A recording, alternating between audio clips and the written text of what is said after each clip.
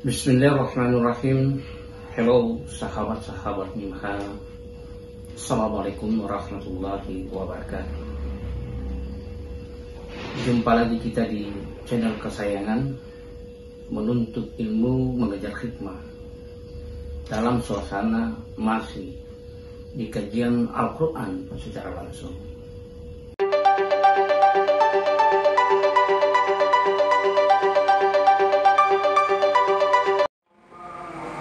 Baik, bismillahirrahmanirrahim. Assalamualaikum warahmatullahi wabarakatuh. Alhamdulillahirrabbilalamin. Wassalatu wassalamu ala asrafil anbiya'i wal mursalin wa ala alihi wa sahbihi ajmain. Kembali kita tiada henti-hentinya bersyukur kepada Allah atas segala nikmat, karunia dan rahmatnya kepada kita sekalian. Malam ini kita berkumpul kembali di tempat ini untuk melanjutkan kajian kita. Insya Allah malam ini merupakan malam yang penutupan kajian kita.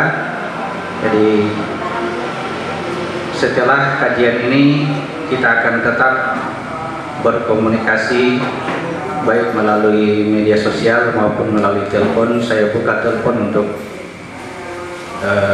teman-teman anggota kajian, karena biar bagaimanapun ketika kita mulai belajar mandiri mempelajari Al-Quran, kita akan diperhadapkan pada hal-hal yang bisa membawa kita kepada keraguan. Ya, pada saat itu ya, komunikasi dengan teman-teman itu sangat penting, karena ya ketika kita berusaha untuk mendekati Al-Quran, di sisi lain ada yang berusaha menjauhkan kita dari Al-Quran.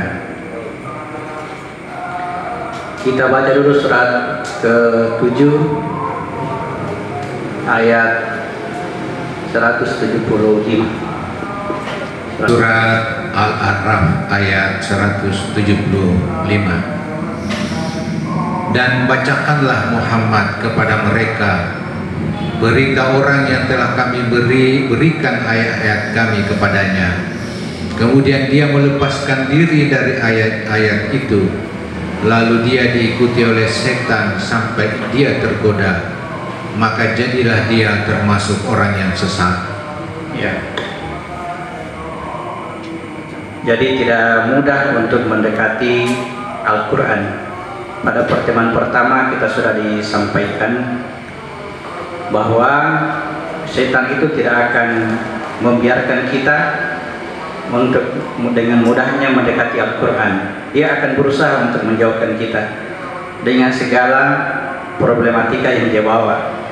Katakan saja, disebutkanlah di situ bahwa mempelajari Al-Quran itu sulit. Untuk memahami Al-Quran diperlukan ilmu tata bahasa Arab, misalnya harus pintar berbahasa Arab, harus mengerti ilmu nahwu, ilmu sharaf, ilmu balaghah dan sebagainya yang saya sendiri kurang paham tentang itu.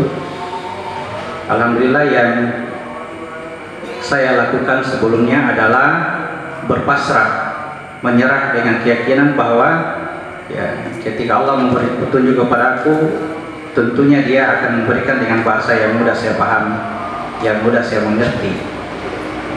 Ketika mencoba mempelajari Al-Quran dengan menggunakan terjemahannya, ya, maka mulailah ya, sesuatu yang berbeda dengan apa yang saya pahami sebelumnya.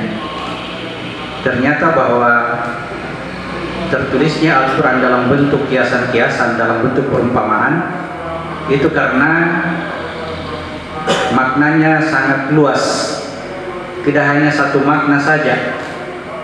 Jadi kita tidak bisa kaku dengan mengatakan bahwa saya sudah pahami kalimat ini. Ya, kita katakan paham pada saat itu karena ya, saya katakan kemarin kita belum punya tolak ukur, di atas kita masih ada lagi makna yang lain. Jadi maknanya berlapis. Jangan sekali-sekali membuat kesimpulan. Ya, artinya kalau kita memiliki pemahaman terhadap suatu kalimat, suatu ayat dalam Al-Quran, itu Allah tunjukkan dengan cara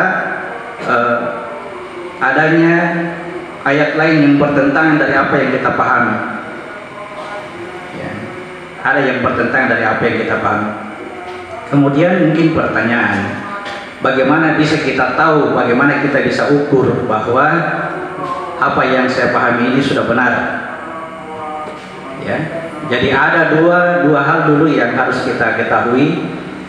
Ya, adanya bisikan dalam hati kita, ya.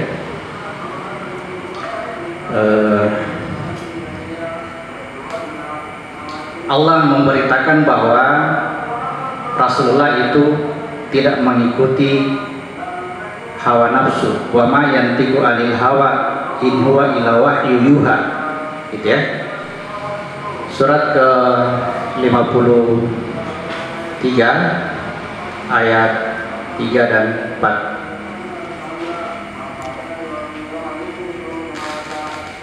Surat An-Najm ayat 3 dan 4. Dan tidaklah yang diucapkannya itu atau Al-Quran menurut keinginannya, Ya. tidak lain Al-Quran itu adalah wahyu yang diwahyukan kepadanya. Ya.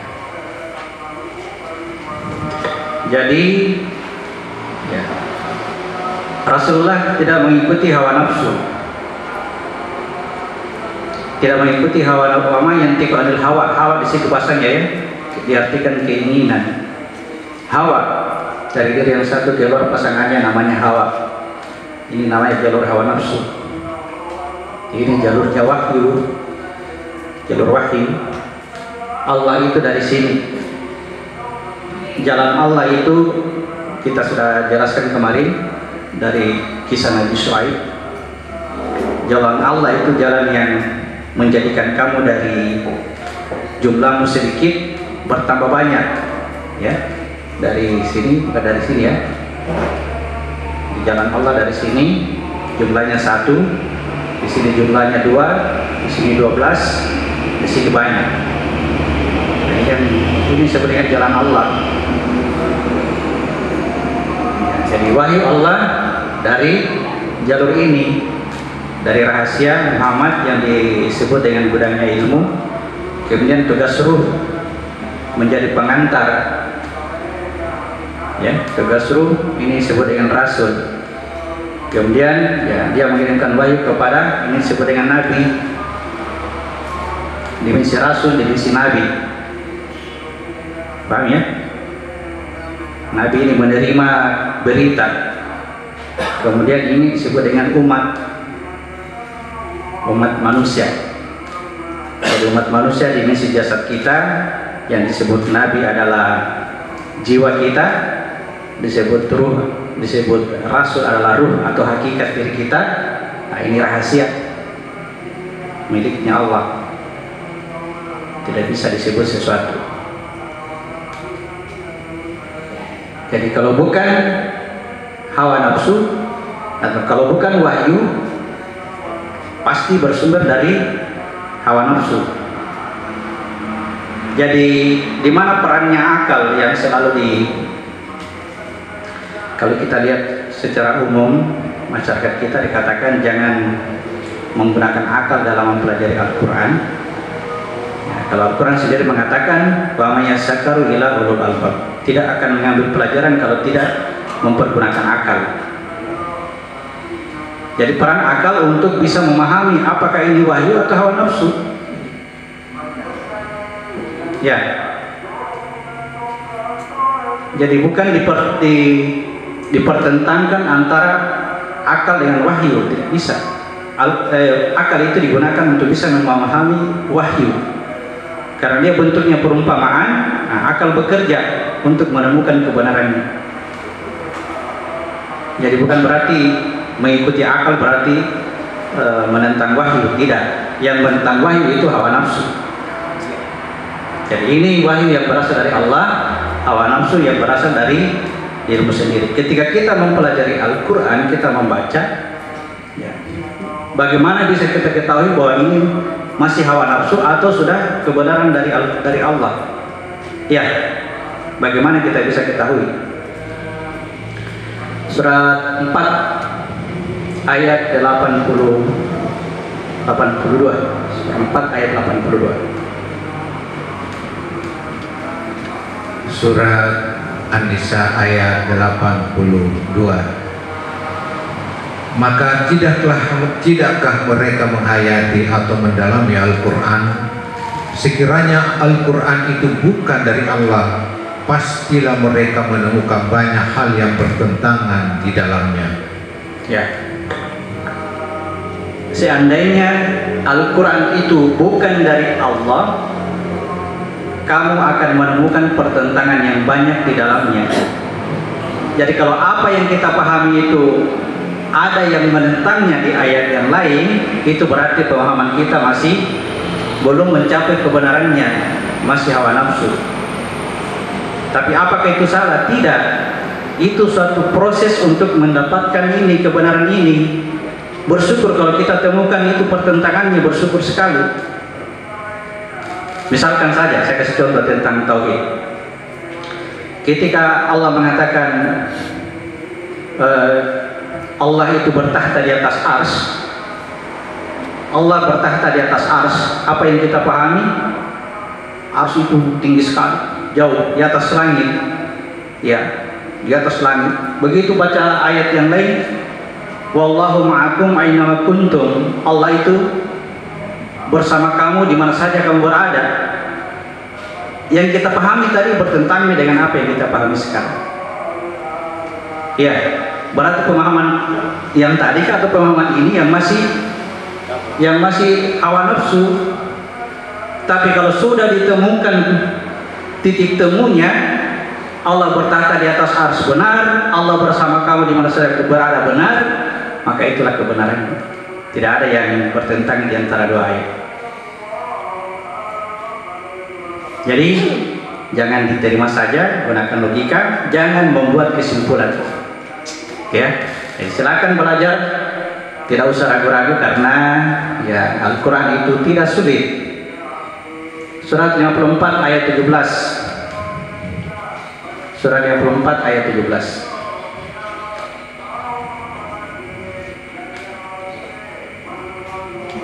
Surat Al-Qamar ayat 17. Dan sungguh telah kami mudahkan Al-Quran untuk peringatan, maka adakah orang yang mau mengambil pelajaran? Ya, Al-Quran mudah, sudah dimudahkan oleh Allah.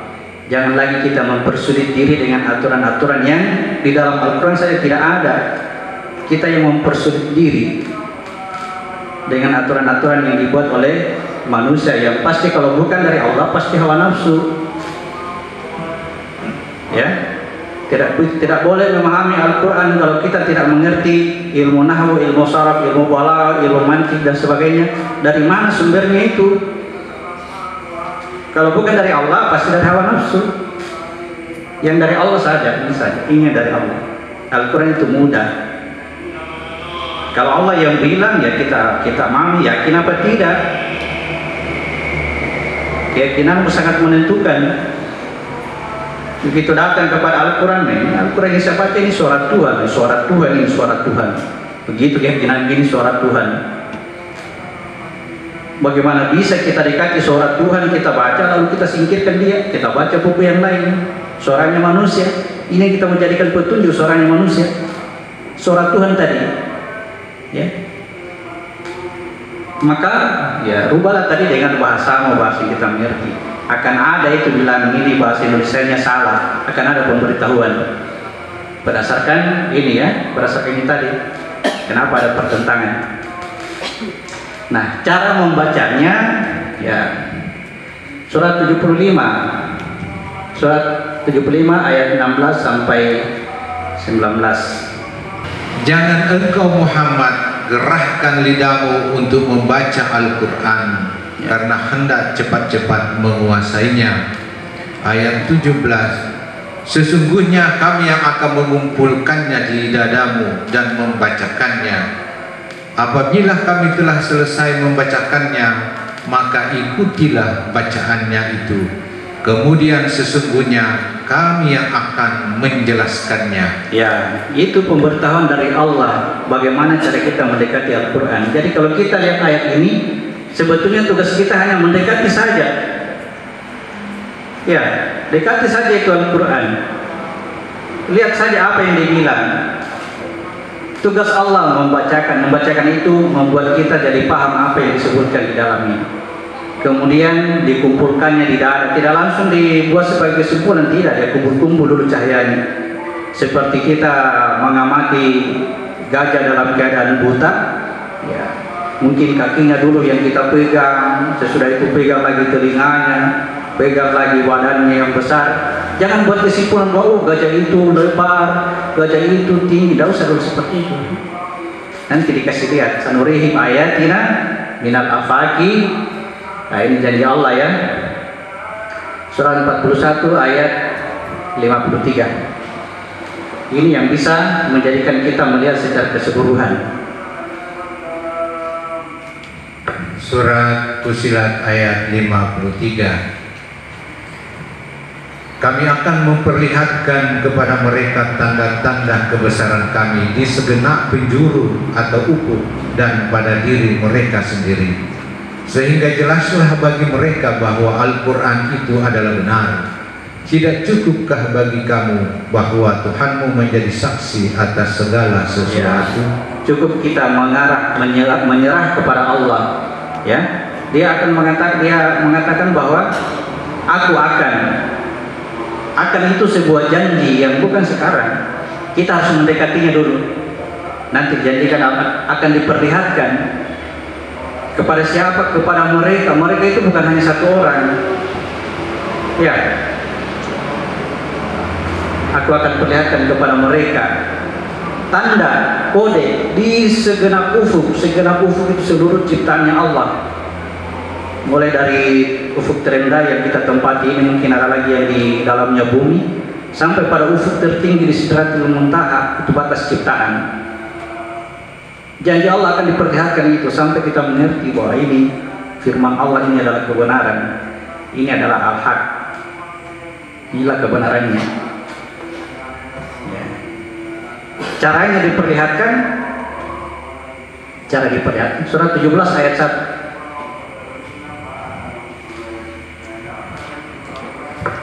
Surat Al-Isra ayat 1. Maha suci Allah yang telah memperjalankan hambanya Muhammad pada malam hari dari Masjidil Haram ke Masjidil Aqsa yang telah kami berkahi sekelilingnya, agar kami perlihatkan kepada mereka sebagian tanda-tanda kebesaran kami. Sesungguhnya Dia Maha mendengar, Maha melihat. Ya, jadi perjalanan Isra Mi'raj itu, Isra Mi'raj, Allah memperjalankan hambanya. Salah satu tujuannya adalah linuriyahu min ayatina, agar aku perlihatkan kepadanya sebagian dari tanda-tanda itu, sebagian dari tanda-tanda kami. Jadi perjalankan. Jadi untuk bisa melihat di ufuk apa ini di Sidratul Muntaha harus diperjalankan sampai ke sana. Janji Allah akan diperlihatkan seluruh ufuk. Caranya diperjalankan. Ya, rumusnya Allah tidak akan memperjalankan bagi orang-orang yang tinggal diam. Jangan tinggal diam, karena Allah hanya memperjalankan orang-orang yang berjalan. Di mana berjalan? Di bumi ada jalan. Hanya di sini saja. Di bumi itu ada jalan. Lakukan yang ada di bumi, ikuti agama Ibrahim. Memperjalankan diri pada bumi ini sama dengan mengikuti agama Ibrahim. Gaibnya bagaimana? Nah, itulah urusan Allah terhadap hambanya Muhammad. Kita doakan Allahumma sholli ala Muhammad wa ala ali Muhammad kama sholaita ala Ibrahim. Bagaimana gaibnya nanti? Sesuaikan dengan ini ya Allah. Jadi tugas kita hanya di sini saja, ikuti agama Ibrahim, kerjakan praktik ini.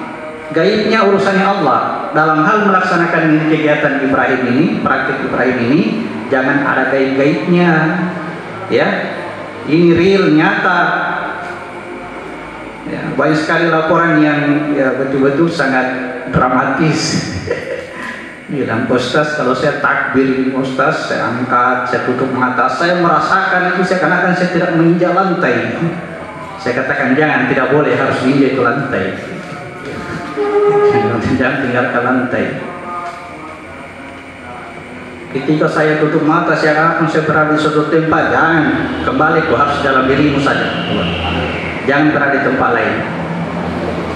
Karena apa? Ya, kalau ini tempat secara Ibrahim, gaibnya ya tunggulah diperjalankan. Tunggulah saatnya untuk diperjalankan. Hanya dengan catatan, selama kita menunggu untuk diperjalankan, selama itu tidak akan pernah untuk diperjalankan. Kenapa bisa? Karena yang mau diperjalankan sedang menunggu. Paham? Ya. Kira-kira dipahami tadi? Makanya lakukan saja, kemudian bertawakal kepada Allah. Tunggu-tunggu kapan saya ini, kapan saya, tidak akan pernah itu. Sampainya tidak tahu bilang saya ini menunggu apa tidak. Sebentar kita lihat nanti di praktik sholatnya. Baik, kembali ke cerita. Ini sudah cukup ya. Cukup dekati firman Allah, itu penting sekali. Dekati itu Al-Quran, suara Tuhan itu suara Tuhan. Selalu saya ingatkan, suara Tuhan itu kitabnya itu atau yang ada di HP-mu itu suara Tuhan. Ya, ditulis dalam bahasa Arab, kita tidak mengerti bahasa Arab, cari bahasa Indonesianya supaya ada komunikasi antara hatimu dengan suara itu. Ya, kalau hanya bahasa Arabnya sama dengan kita membaca Al-Quran di kuburan. Ya, membaca Al-Quran di kuburan artinya di dalam diri ini tidak ada niat untuk mau tahu, alias orang mati di dalam orang mati. Kasih bunyi-bunyi saja. Syukur kalau mengerti bahasa Arab. Kalau kita tidak mengerti bahasa Arab, kasih bunyi saja. Membaca Al-Quran di kuburan. Hiasilah rumahmu, rumahmi. Ya, dengan bacaan Al-Quran itu artinya Al-Quran yang kita baca dipahami, itu sebenarnya bacaan. Bukan Al-Quran yang kita itu kasih bunyi-bunyi saja, itu tidak akan ada cahayanya.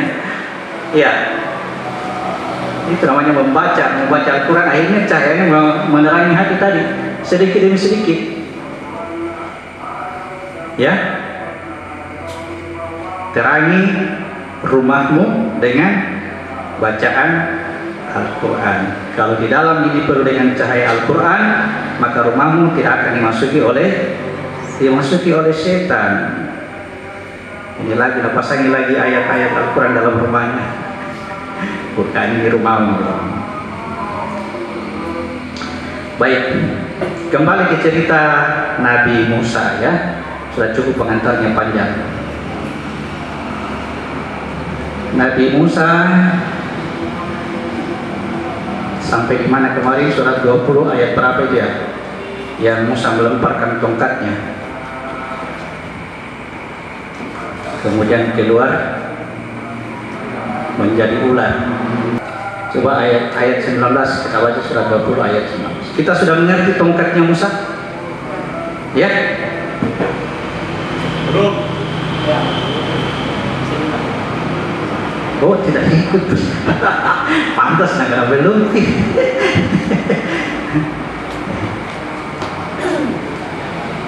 Ya, tongkat harus dilepaskan. Lepaskan tongkatmu Musa, lepaskan tongkatmu. Jangan pegang-pegang terus. Ya, kalau dipegang itu di sana itu banyak sekali ular-ular palsu. Ya, dari mana ular palsu? Dari orang-orang yang memegang tongkatnya sendiri. Ya, tongkat adalah kemampuan untuk memahami pengetahuan. Tongkat adalah huruf. Ini tongkat, kasih gambar besar-besar bukan? Ya, ini adalah kaf. Ini kolbu.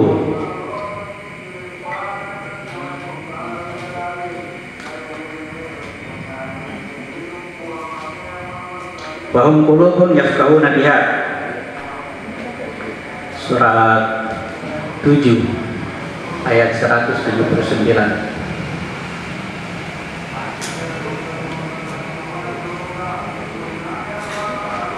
Surat A'raf 179. Dan sungguh akan kami isi neraka jahanam banyak dari kalangan jin dan manusia. Mereka memiliki hati tetapi tidak dipergunakannya untuk memahami ayat-ayat Allah, dan mereka memiliki mata tetapi tidak dipergunakannya untuk melihat tanda-tanda kekuasaan Allah, dan mereka mempunyai telinga tetapi tidak dipergunakannya untuk mendengarkan ayat-ayat Allah. Mereka seperti hewan ternak, bahkan lebih sesat lagi. Mereka itulah orang-orang yang lengah. Ya. Wahum qulubun yafqahuna biha. Dengan kalbunya dia bisa memahami tanda-tanda dari Allah. Ketika kalbu ini dimiliki, itu yang menjadikan ayat-ayat Allah diperjualbelikan dengan harga yang sedikit, dengan nilai yang rendah. Seperti apa nilai rendah? Hitungan rupiah. Menjual ayat-ayat Allah dengan harga yang murah itu seperti apa? Ukurannya adalah ukuran dunia. Ya, ayat-ayat Allah dijadikan untuk mendapatkan pahala dunia. Itu namanya menjual yang ayat yang rendah. Seperti apa pahala dunia? Saya sampaikan ilmu supaya kalian sebut saya sebagai gurumu, sebagai ustaz. Itu pahala dunia itu. Sebagai orang berilmu.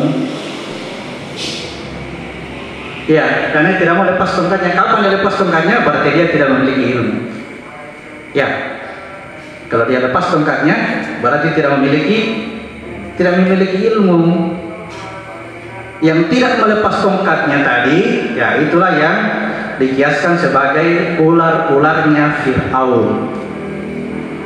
Ular itu jalan, ya, ular itu sama dengan sungai. Surga mengalir sungai di bawahnya. Surga mengalir sungai di bawahnya. Ini yang disebut dengan ular. Ini yang menjadikan Adam dan Hawa keluar dari surga didatangi oleh ular. Ya, keluar dari surga. Untuk bisa ke surga kembali harus melewati sungai ini, melewati ular lagi, tapi pakai ularnya Musa. Di mana itu ularnya Musa? Ada pada dirimu, bukan pada orang lain. Yang pada orang lain itu ular palsu. Ya, kalau ular palsu itu tidak dimakan oleh ularnya Musa, nah, kita akan diantar kepada istana Fir'aun. Istana Fir'aun mengalir sungai-sungai, di bawahnya juga. Surah 43 ayat 51. Dan Fir'aun berseru kepada kaumnya seraya berkata, "Wahai kaumku, bukankah kerajaan Mesir itu milikku? Dan bukankah sungai-sungai ini mengalir di bawahku? Apakah kamu tidak melihat?" Ya, jadi di bawahnya istana Fir'aun juga mengalir sungai. Kalau kita melewati sungai dengan cara yang berbeda, salah satunya ini kita dapatkan. Ya, kalau dengan tongkatnya Musa, yang berasal dari tongkatnya Musa, dari kalbu, dari petunjuk firman Allah, dari jalur ini, jalur kanan, ini tongkatnya Musa, jalur kanan. Ya, kita akan berhadapan dengan untuk bisa masuk ke surga harus lewati sungai. Ya. Itulah kita dianjurkan untuk berwudu sebelum sholat. Ketemu dulu air, baru bisa ketemu yang asli. Dari unsur tanah, dari tanah, ketemu dulu air, baru bisa ketemu surga. Ini surga ya. Tinggalkan di surga. Tetangga yang sebutkan ini kepada Bapak kami yang di surga, mengerti maksudnya itu Bapak kami di surga. Di atas surga masih ada lagi yang bertata di atas ars. Dia berhenti di sini. Nah, ini disebut dengan golongan Nasrani, berhenti pada ketuhanan ruh. Nah, ini yang disebut dengan air. Ini kalau ini disebut dengan Isa, persyaratan untuk bisa masuk menjadi pengikut Isa harus di Alhamdulillahirrabbilalamin. Demikianlah tadi sajian yang kami persembahkan untuk sahabat-sahabat Mimah yang ada di sana. Baik sahabat-sahabat Mimah, mohon maaf jika ada kata atau kekeliruan. Demikian, Assalamualaikum warahmatullahi wabarakatuh.